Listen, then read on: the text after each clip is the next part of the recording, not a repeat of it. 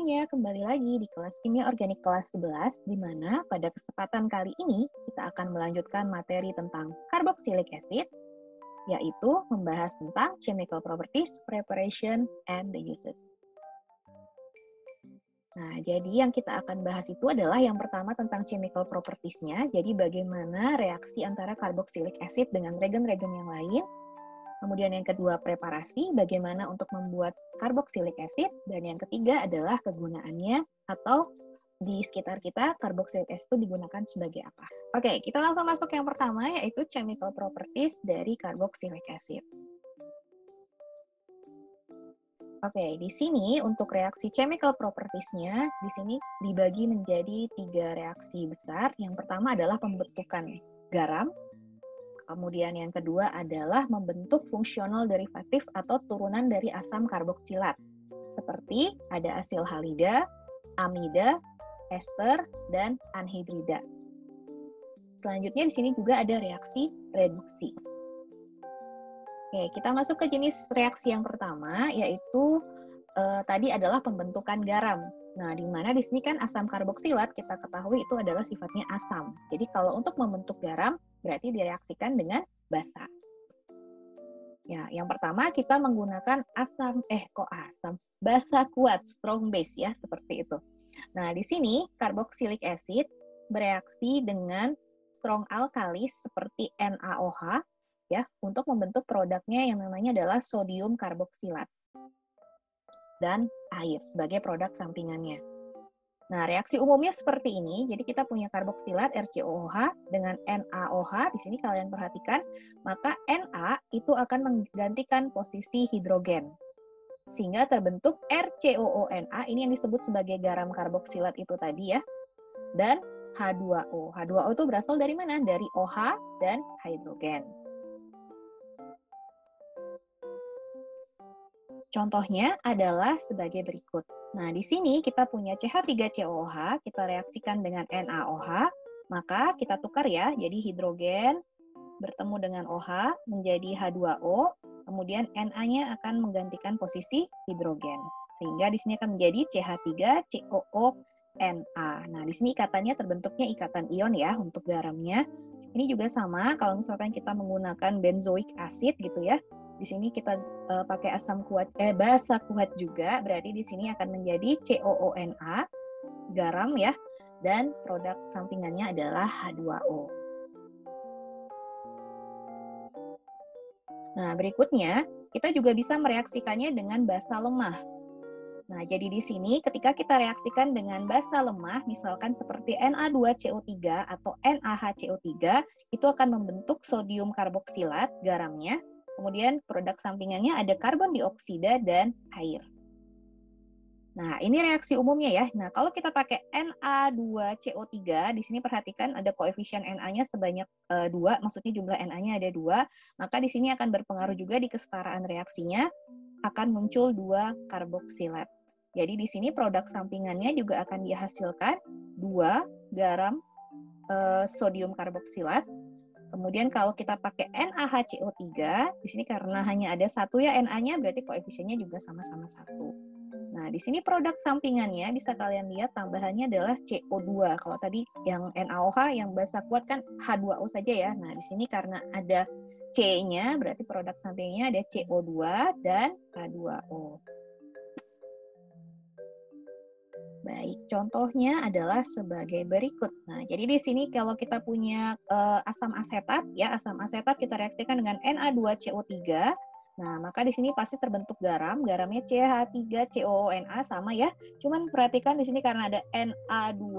Nah, supaya reaksinya setara, maka di sini kita berikan 2 koefisiennya. Di garamnya juga ada 2. Produk sampingannya CO3 dengan hidrogen itu menjadi CO2 dan H2O. Ya, ini juga sama NaHCO3, berarti di sini Na akan menggantikan posisi hidrogennya ya. Kemudian hidrogennya akan bertemu nih, ini diberikan warna merah jadi supaya terbayang ya, yang merah ketemu merah seperti itu. Jadi akan terbentuk garam benzoat gitu ya. Kemudian CO2 dan H2O. Nah, reaksi ini yang menggunakan basa lemah ini bisa kita gunakan untuk membedakan asam karboksilat dengan asam yang lain. Nah, karena misalkan di sini kita punyanya fenol ya, fenol kalau direaksikan dengan NaHCO3 itu tidak memberikan reaksi. Jadi kalau misalkan ada senyawa organik banyak, kita ingin memisahkan ada karboksilat atau tidak, nah kalian bisa menambahkan si NaHCO3 ini. Oke, berikutnya reaksi yang kedua, ini tadi yang kedua, kita akan mengkonversi atau mereaksikan asam karboksilat sehingga bisa terbentuk turunannya atau disebutnya fungsional derivatif. Nah, yang pertama kita akan membentuk yang namanya asid halida atau asil halida. Nah, di sini asam karboksilatnya kita reaksikan dengan fosforus halida, bisa PCl5 atau PCl3 atau tionil klorida SOCl2 untuk membentuk asil halida. Nah, karena di sini semuanya adalah Cl ya halogennya, berarti namanya bisa kita spesifikkan lagi menjadi asil chloride seperti itu. Nah, berarti kalau seperti ini terbayang ya di sini yang akan didonorkan itu berarti adalah si halogennya. Si halogen-halogennya ini. Oke, kita masuk reaksi yang pertama, misalkan kita pakai SOCl2. Nah, ini asam karboksilat kita dalam bentuk umum, kemudian direaksikan dengan SOCl2, berarti di sini yang akan terjadi substitusi, gitu kita katakan ya, di sini OH-nya itu akan lepas, digantikan posisinya dengan Cl. Nah, ini disebut sebagai asil klorida. Kemudian produk sampingannya itu akan membentuk SO2 dan HCl. Nah, kalau yang berikutnya, di sini kalau kita pakai PCl3 ya. Nah, di sini kalau kita pakai PCl3, tiga buah Cl ini bisa didonorkan semuanya ke karboksilat ini. Jadi di sini untuk kesetaraan reaksinya, maka nanti di sini terbentuk 3. Jadi kita gunakan 3 karboksilat, maka di sini juga dihasilkan 3 asil chloride. Jadi sama juga OH-nya digantikan dengan Cl. Seperti itu. Kemudian produk sampingannya di sini akan menjadi H3PO3. Nah, kalau untuk yang PCl5 juga sama ya, kalau untuk PCl5, nah cuman bedanya dengan PCl3, kalau di sini PCl5 dia hanya mendonorkan 1 buah halogennya, menggantikan OH, sehingga terbentuk seperti ini. Nah, kemudian produk sampingannya adalah POCl3 dan HCl. Oke, di sini ada sedikit tambahan informasi untuk asil chloride ya. Asil chloride di sini itu salah satu senyawa yang penting karena di sini biasanya digunakan dalam sintesis ya, sintesis senyawa organik, bisa digunakan untuk membuat aldehid, membuat ketones, ester, amida, dan asid anhidrida. Nah, kemudian untuk penyimpanannya, ini asil chloride itu tidak disarankan disimpan dalam kondisi yang lembab ya, jadi harus kering ya, harus kering karena sangat mudah terhidrolisis untuk membentuk carboxylic acid. Jadi kalau misalkan asil halidanya disimpan terus ada airnya, nah ini nanti dia akan kembali lagi menjadi asam karboksilat. Oke, berikutnya yang ketiga adalah formation of amida. Ayo, masih ingat nggak struktur amida apa? R, kemudian C, ada double bond O pastinya. Oke, di sini apa yang terisi di sini? Ayo apa-apa. Ya, pasti kalau ada amit-amit gitu sini ada. Bukan amit-amit ya. Jadi N, A, 2. Kita akan membentuk seperti ini, amida. Nah, untuk membentuk amida, di sini kita gunakan amonia. Jadi amonia kita reaksikan dengan asam karboksilat untuk membentuk garam amonium. Nah, kemudian garam amonium ini dia berupa padatan ya, berupa solid, itu kita panaskan ya untuk istilahnya kita dehidrasi sehingga kita berikan atau kita dapatkan amida. Nah, ini reaksinya yang pertama. Jadi di sini ada asam karboksilatnya, kita reaksikan dengan NH3. Nah, kemudian ini kita masukkan saja semuanya ke sini ya. Jadi akan terbentuk seperti ini. RC double bond O NH4. Nah, selanjutnya ini kita panaskan ya, panaskan suhunya sekitar kurang lebih 170 derajat Celcius di reflux ya, namanya di reflux. Nah, kemudian ini setelah dipanaskan, maka dia akan menjadi amida seperti ini. Nah, kira-kira dari proses pemanasan yang lepas apa nih? Ayo, ini perhatikan di bagian sini. ONH4 menjadi NH2. Berarti yang keluar siapa? Yang keluar tentu si O ya, yang O-nya keluar. Terus kemudian NH4 jadi NH2. Oh, berarti keluar 2 buah hidrogen. Nah, ini makanya di sini ada muncul yang namanya H2O. Seperti itu. Oke, berikutnya adalah formation of ester. Nah, ini sama dengan reaksi pada ester yang dibahas minggu lalu sebelum Lebaran. Minggu lalu ya, gitu. Jadi di sini formation of ester itu berarti ini bahasnya udah berkali-kali ya. Pertama di alkohol dibahas, di ester dibahas, sekarang di asam karboksilat juga dibahas. Jadi di sini kita mereaksikannya ada asam karboksilat, reaksikan dengan siapa? Alkohol. Ya, katalisnya pakai katalis asam. Kita bentuk produknya adalah ester. Oke, masih ingat kan ya struktur ester seperti apa? R, C, double bond O, lanjutkan sendiri. Oke, alkohol masih ingat kan? R, OH gitu ya.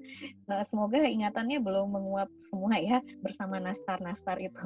Baik, jadi di sini kita punya asam karboksilat, kemudian kita punya alkohol ya, dibantu dengan katalis asam, berarti ini akan kita satukan. Kalau kalian kesulitan, kalian bisa perhatikan warna ya, warna yang ada di sini. Nah, berarti di sini kita melepaskan siapa? Kita melepaskan si OH, dari karboksilatnya. Ini kita lepaskan, kita satukan dengan hidrogen, yang hitam ketemu hitam, terbentuklah H2O. Kemudian bagian R aksen dan O-nya itu akan terikat dengan si C. Ya, jadi terbentuklah ester. Seperti itu. Oke, jadi reaksi ini memang tanda panahnya kalian lihat bolak-balik, ya betul, karena dia memang reversible ya. Nah, jadi reaksi ini namanya adalah reaksi esterifikasi. Gitu. Reaksi pembentukan ester dari karboksilat dan alkohol. Namanya esterifikasi. Nah, di sini bisa kita geser panahnya ke arah kanan gitu ya. Jadi, Bu, saya tuh mau ngambil esternya, tapi ini kok bolak-balik reaksinya. Iya, kalau kita mau ngambil ester, maka kita tambahkan excess of alcohol gitu, berarti kita lebihkan alkoholnya gitu ya, atau bisa juga dari menghilangkan air. Nah, jadi airnya ini kita hilangkan dari proses destilasi supaya panahnya bergerak ke kanan. Oke, berikutnya adalah formation of anhidrida. Oke, anhidrida. Nah, anhidrida ini kalian harus dipahami dulu rumus umumnya atau strukturnya adalah seperti ini. R, C, double bond O, mungkin masih ingat ya. O, gitu kan ya. C, double bond O, R. Oke, nah jadi di sini O ada oksigen yang menjadi jembatan antara dua buah karbonil ya. Nah ini perlu diingat. Kemudian di sisi kanan kirinya dari si karbonil itu adalah alkil atau si R atau si karbon seperti itu atau rantai karbon seperti itu ya. Oke, sekarang kita akan membuat ini ya, membuat anhidrida. Berarti kalau kita membayangkan dulu ya, ini berarti karboksilatnya saya pakainya berapa nih? Berarti saya butuh yang karbonilnya ada berapa? Berarti ada 2, karena kita mau membuat sebuah senyawa yang ada 2 buah karbonil disambungkan dengan oksigen di tengahnya. Oke, jadi ini ada beberapa cara ya. Di sini akan kita bahas 2 cara yang biasa digunakan. Jadi di sini karboksilik acid akan mengalami proses dehidrasi dengan bantuan fosforus pentoksida ya atau P2O5 untuk membentuk yang namanya asid anhidrida. Nah, reaksinya seperti ini. Jadi kita menggunakan 2 buah acetic acid karena kan produknya mau seperti ini ya. Nah, ini tadi ada 2 karbonil. Nah, jadi kita gunakan 2 buah acetic acid. Nah, karena prosesnya dehidrasi, dia akan melepaskan H2O ya. Nah, di sini OH ketemu hidrogen, H2O. Nah, terus kemudian di sini disambungkan O-nya. Ini lihat, O-nya sambung ke C. Ingat, O-nya menjadi jembatan antara 2 buah karbonil, sehingga produknya seperti ini. Jadi kalau nanti kalian menggambar hasil produknya, dan kalian menggambarkannya misalkan seperti ini, CH3, kemudian O, C, O, C,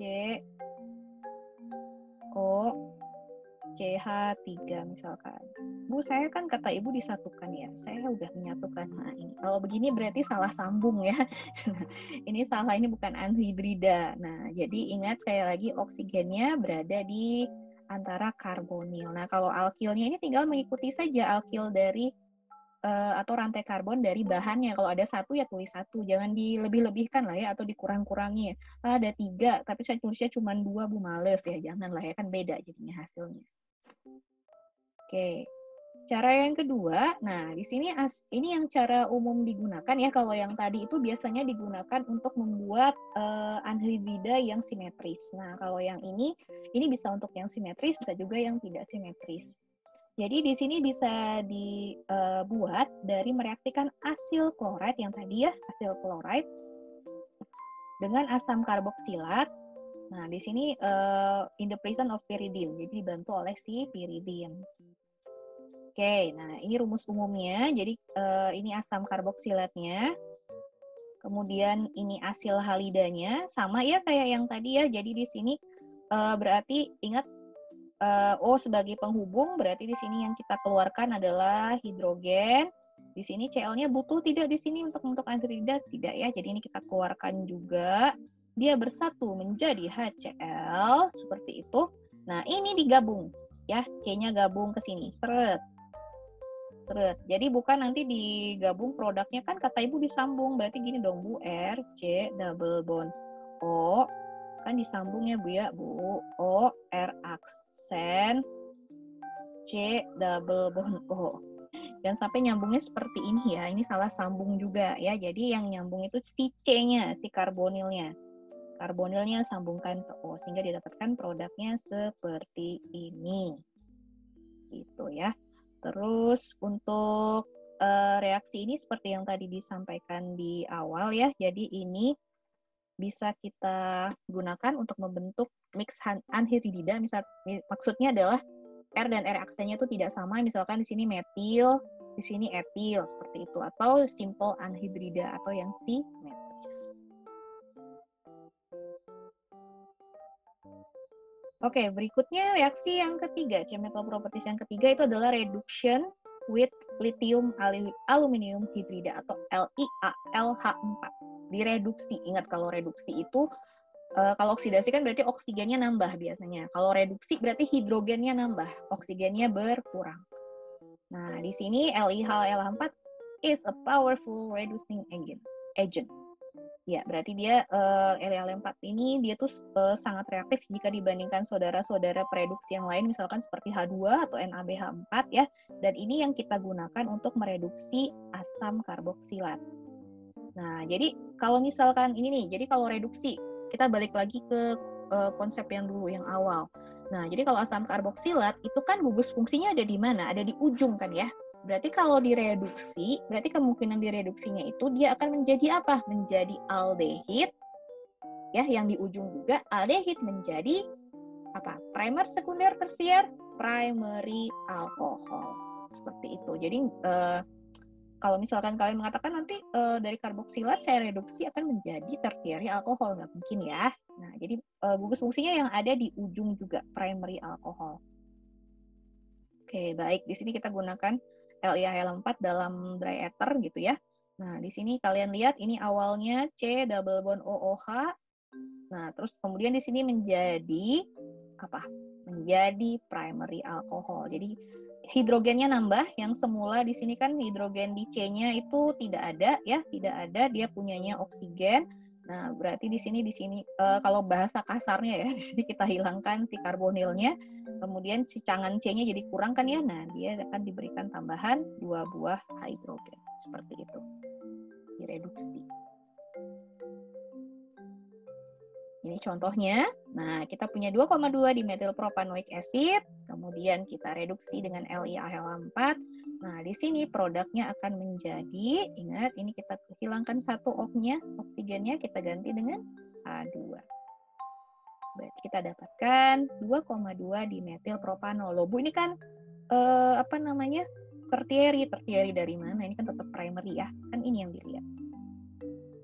Ya, berikatan gugus OH-nya berikatan pada karbon yang jenisnya adalah primer. Seperti itu. Baik, ini untuk latihannya. Bisa dicoba, jawabannya boleh dituliskan di kolom di bawah, ya. Dicoret-coret, coba dikerjakan. Nah, jadi kalau yang pertama, ini berarti tadi NH3 pembentukan apa ya tadi ya? Ya, ada bisa dicek lagi. Oh, ini ada karboksilat, ada alkohol. Membentuk apa ya tadi ya? Oke, baik. Untuk yang nomor 3, ini kita kerjakan satu-satu dulu. Pertama, karboksilat ada SOCl2. Oh, produknya A. Si A ini direaksikan dengan asam karboksilat yaitu 2,3 propanoic acid. Produknya adalah B. Apakah A dan B? Nah, silakan dicoba ya. Berikutnya kita lanjutkan ke preparation. Oke, jadi untuk membuat asam karboksilat itu ada beberapa cara. Yang pertama yaitu oksidasi dari alkohol dan aldehid. Nah, ini berarti kebalikan reduksi yang tadi ya. Nah, jadi kalau untuk alkohol, berarti kita gunakannya adalah yang primary alkohol. Kalau aldehid sudah jelas ya, gugus fungsinya ada di ujung. Nah, jadi di sini kita bisa mengoksidasinya, kita menggunakan oksidator kuat, bisa pakai K2CR2O7 atau misalkan memakai KMNO4 dalam asam. Nah, ini contohnya untuk yang primary alkohol ya. Dan ini berarti sama seperti reaksi di alkohol kemarin. Berarti di sini ada bertambahnya oksigen. Berarti sini kita perhatikan dari CH2OH menjadi COOH. Berarti yang hilang siapa? Yang hilang adalah hidrogennya, duanya hilang. Digantikan dengan siapa? Dengan oksigen. Dalam bentuk karbonil. Seperti itu. Kalau jumlah R-nya mengikuti ya, tetap ya. Kalau di sini misalkan metil, berarti di sini juga metil. Kalau di sini pentil 5, di sini juga 5. Seperti itu. Jadi jangan ditambah-tambah atau dikurang-kurangi ya. Yang berubah hanya di bagian gugus fungsinya saja. Kalau untuk aldehid berarti juga sama, aldehid di sini sudah ada karbonilnya ya. Nah, berarti di sini dia ketika dioksidasi maka akan bertambah oksigennya. Terbentuk seperti ini. Ini juga kalau R-nya tidak berubah ya. Di sini CH3, di sini juga tetap CH3. Yang berubah hanya di bagian gugus fungsinya saja. Reaksi yang kedua itu adalah hidrolisis of cyanida. Bukan pakai kopi cyanida, bukan ya. Nah, di sini cyanida itu C ya, triple bond N. Nah, berarti C-nya masih kurang satu tangannya ya. Nah, ini nanti bisa berikatan dengan yang lain. Oke, jadi di sini the alkyl cyanida RCN gitu ya. Itu bisa kita buat atau kita siapkan dari mereaksikan alkyl halida yaitu RX ya dengan sodium cyanida. Berarti kita tambahkan NaCN. Nah, kemudian di sini asid hidrolisis of nitril. Nah, jadi produknya alkyl cyanida ini disebutnya juga gugusnya tuh nitril ya, kan CN. Nah, jadi akan memproduksi asam karboksilat dengan one more carbon atom. Jadi ada produknya adalah asam karboksilat dengan lebih satu karbon atom. Macam mana sih ini Bu? One more carbon atom, one more carbon atom. Oke, sebentar kita ke situ ya. Ini kita lihat dulu reaksi umumnya. Oke, ini adalah alkyl halida ya, alkyl halida. Kita reaksikan dengan CN, di sini ionnya saja yang dituliskan, tapi kalau misalkan pakai secara lengkapnya itu bisa pakai NaCN. Nah, kemudian di sini kita dapatkan alkyl cyanidanya ya. Nah, kemudian ini kita hidrolisis ya, hidrolisis dengan bantuan asam saja. H3O plusnya asalnya dari mana? Jadi dari H2O dengan asam. H plus seperti itu. Jadi tulisnya H3O plus, maka di sini dihasilkanlah asam karboksilat. Nah, di sini tadi yang maksudnya berlebihnya itu ya, berlebih dari produk awal. Di sini kan kalau kita hitung, kita lihat yang ini aja ya, misalkan ya. Kita lihat yang ini. Nah, ini kan karbonnya ada 1. Ada 1. Nah, kemudian kita reaksikan dengan si cyanida, kita dapatkan alkyl cyanida, maka produk akhirnya atau asam karboksilat akhirnya itu akan menjadi 2 karbon. Kita misalkan R-nya kita abaikan. Ini ada 2 karbon. Jadi ketambahan 1 karbon karena ada cyanida itu tadi. Seperti itu. Oke, ini ada mekanisme reaksinya secara singkat ya. Jadi di sini alkil sianidanya itu tadi dengan bantuan H3O+ kita aktifkan dulu, istilahnya kita ganggu dulu si N-nya, kestabilan N-nya, sehingga dia bermuatan positif, sehingga di sini bisa terjadi resonansi atau bisa H2O-nya bisa masuk seperti itu, terbentuk seperti ini. Nah, kalau masih ingat tautomerism ya, itu isomer yang perbedaannya itu pada letak elektronnya. Seperti itu. Bisa kita lihat di sini double bondnya pada NH2. Nah, di sini dia akan berpindah ke OH. Seperti ini. Nah, kemudian H2O-nya masuk kembali sehingga terbentuk seperti ini. Nah, di sini masih belum stabil oksigennya ya, karena masih bermuatan positif, maka kemudian di sini hidrogennya akan lepas satu, lepas. Nah, di sini dia akan mengalami resonansi atau perpindahan elektron seperti ini. Oksigen sini masuk, hidrogennya lepas ya, terbentuk double bond. Kemudian di sini NH3+-nya juga akan lepas. Sehingga didapatkanlah karboksilat. Nah, ini yang keluar-keluar tadi NH4+ sebanyak 1 ekivalen ya. Jadi secara singkat prosesnya seperti ini. Nah, ini contohnya. Nah, ini contoh yang pertama yang tadi, kalau tadi kan baru rumus umum, ini CH3Br. Methyl bromide-nya reaksikan dulu dengan NaCN.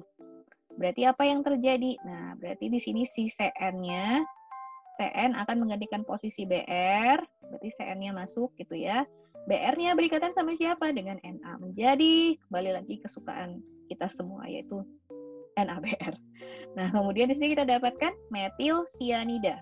Nah, ini CH3CN gitu kan ya, CH3CN. Nah, ini kemudian kita hidrolisis kayak yang tadi ya, hidrolisis, maka di sini si N-nya ini yang bagian ini akan berubah menjadi ini. COOH.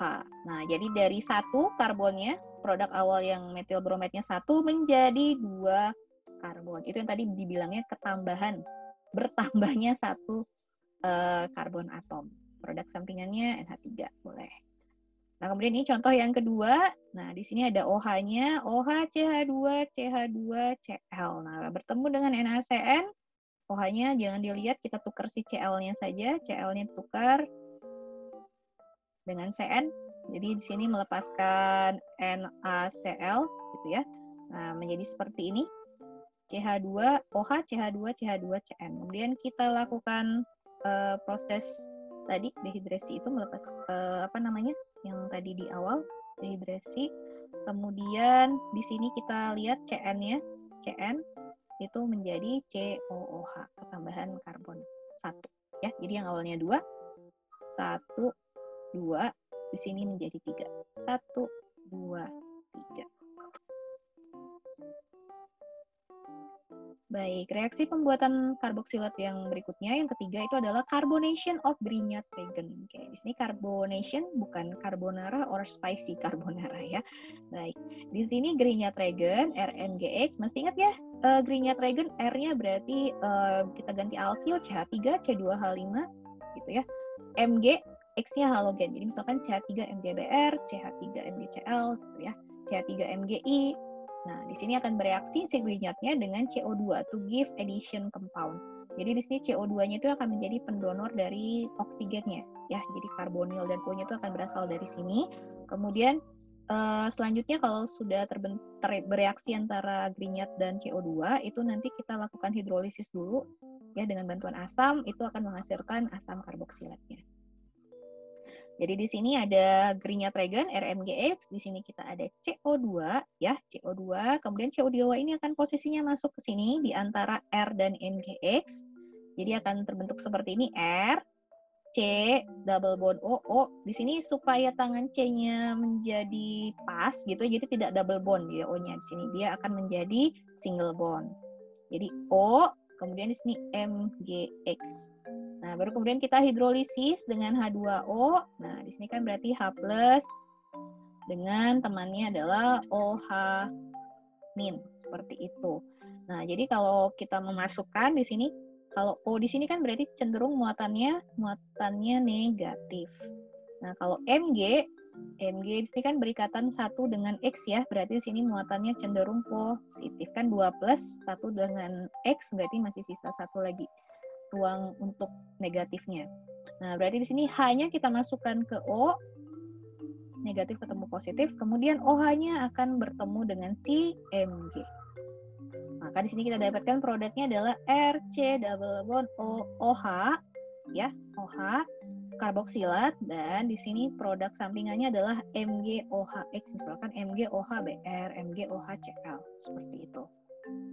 Oke, di sini sama seperti reaksi pada cyanida tadi, the acid formed by this method contains one more carbon than the Grignard reagent.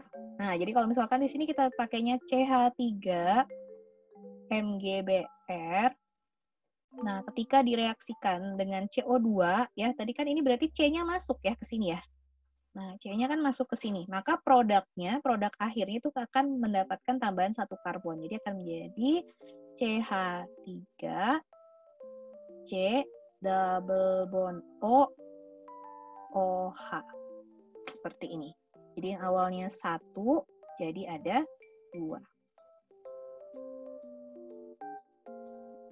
Oke, reaksi yang keempat untuk pembuatan karboksilat adalah hydrolysis of ester.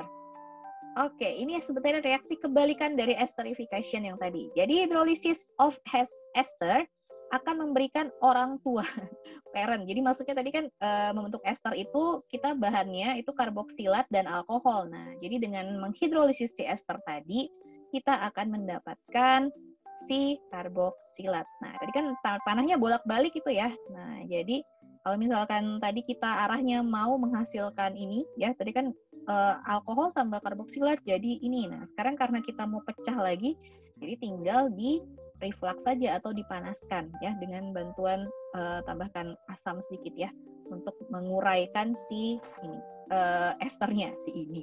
Nah, jadi di sini H2O kan di sini akan menguraikan menjadi H plus OH min gitu ya. Nah, berarti di sini kalau mau ingin mengembalikan ke bentuk parentnya ya, bahan awalnya, berarti di sini hidrogennya akan bertemu dengan si O. Kemudian R aksennya akan bertemu dengan si OH. Sehingga akan menjadi karboksilat dan menjadi alkohol. Seperti itu. Jadi di sini sesuaikan juga ya, jangan ditukar-tukar pasangannya. Kalau R-nya, alkilnya berapa, misalkan CH3, berarti CH3, C double bond O, OH. Di sininya R aksennya C2H5, berarti di sini C2H5OH. Jadi jangan ditukar-tukar ya, nanti beda jadinya ya. Oke, ini untuk latihannya. Coba untuk preparation of carboxylic acid. Ya, ini berarti pakai Grignard reagent dengan CO2. Nah, kalau yang ini berarti kita menuliskan reaksinya nih. Kita bukan meramal ya, menyusun bagaimana sih pembentukan. Jadi, how to prepare propanoic acid from ethyl bromide. Nah, kalian cek lagi dari cara pembuatan yang tadi, kira-kira mana nih yang bahannya bisa pakai alkyl halida, ethyl bromide, kemudian dihasilkannya propanoic acid. Clue-nya adalah, kalian lihat ethyl bromide berarti karbonnya ada berapa? Ada 2. Sementara produk yang dihasilkan ada berapa? Ada 3. Nah, dia bertambah nih karbon. Jadi pakai cara yang mana ya kira-kira? Baik, jadi untuk latihan yang ada di video ini, yang tadi di chemical ada 3, 1, 2, 3, 4, 5. Silahkan kalian tuliskan di kertas ya cara mengerjakannya. Dan itu akan di-upload di Google Classroom sebagai absensi hari ini. Ya, jadi nanti ada seperti biasa ada linknya. Tadi kalau kalian sudah mengupload cara mengerjakannya berarti sudah absen. Kalau tidak berarti dianggap apa? Alpha. Baik, terakhir adalah kegunaan dari carboxylic acid. Ya, jadi ini ada beberapa contoh di sekitar kita itu digunakan sebagai apa sih? Yang pertama itu sebagai food preservative atau bahan tambahan makanan seperti itu ya. Jadi di sini ada benzoic acid ya, dan garamnya itu biasanya digunakan sebagai bahan tambahan makanan. Di sini bisa mencegah pertumbuhan microbial growth atau pertumbuhan bakteri dan pembusukan spoilage ya. Kemudian digunakan juga pada oyster sauce, saus tiram, kemudian fish sauce, kemudian kecap, bukan kecup ya, kecap.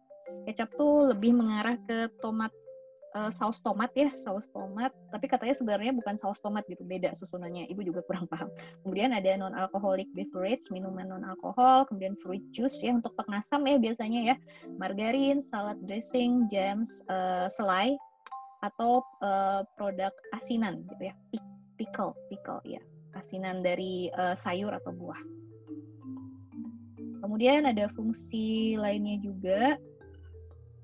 Di sini bisa untuk proses pembuatan sabun ya, sabun yang menggunakan higher fatty acid gitu. Jadi biasanya di sini menggunakan garam ya, garam dari higher fatty acid. Misalkan contohnya stearic acid gitu. Kemudian acetic acid juga digunakan sebagai koagulan pengental dalam industri rubber tuh karet gitu ya.